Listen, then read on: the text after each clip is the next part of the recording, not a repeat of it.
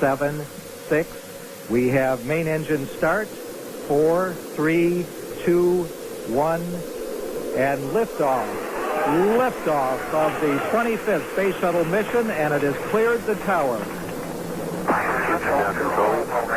First called STA-99, the Challenger shuttle was originally built to serve as a test vehicle for NASA's Space Shuttle program.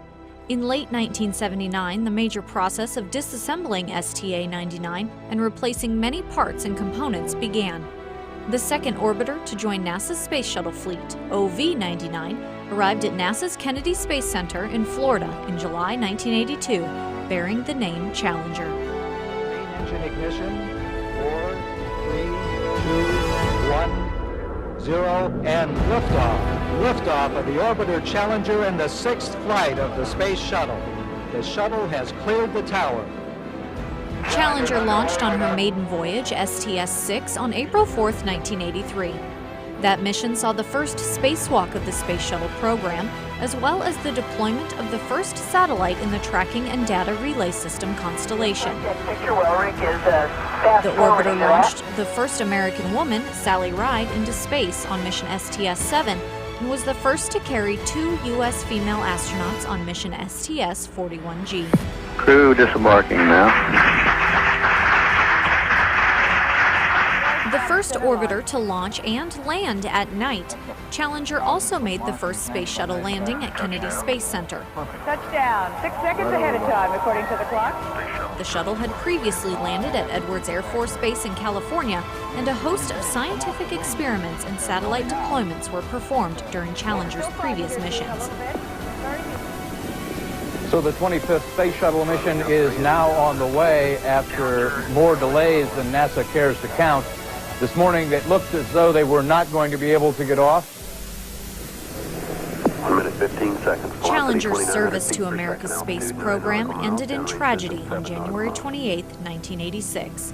Just 73 seconds into mission STS-51L, a booster failure caused an explosion that resulted in the loss of 7 astronauts as well as the vehicle. Air Force Lieutenant Colonel Francis R. Scobie, commander of the shuttle, and mission specialist Air Force Lieutenant Colonel Ellison S. Onizuka were 2 of the 7 members who lost their lives that cold day in January. Scobie enlisted in the United States Air Force in 1957 as a reciprocating engine mechanic and received his commission in 1965 through the Airman's Education and Commissioning Program. He went on to study at the U.S. Air Force Aerospace Research Pilot School at Edwards Air Force Base, California in 1972, before being selected as a NASA astronaut candidate in 1978. Scobie flew as a pilot on a previous Challenger mission in 1984, logging a total of 168 hours in space. Always easier in 0G. Moving around up there is really nice. Onizuka entered active duty with the United States Air Force in January 1970 after receiving his commission at the University of Colorado through the 4-year ROTC program as a distinguished military graduate.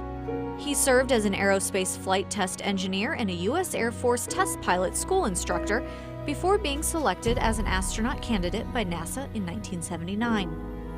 On a previous mission, Onizuka became the first Asian American to travel to space, orbiting the Earth 48 times and logging a total of 74 hours in space.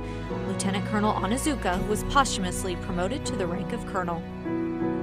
Challenger's other crew members included pilot and Navy Captain Michael J. Smith, mission specialists Judith A. Resnick and Ronald E. McNair, and civilian payload specialists former Air Force Captain Gregory B. Jarvis and Sharon Krista McAuliffe, who had won a spot on the shuttle through NASA's Teacher in Space program. We've grown used to the idea of space, and perhaps we forget that we've only just begun. We're still pioneers. They, the members of the Challenger crew, were pioneers.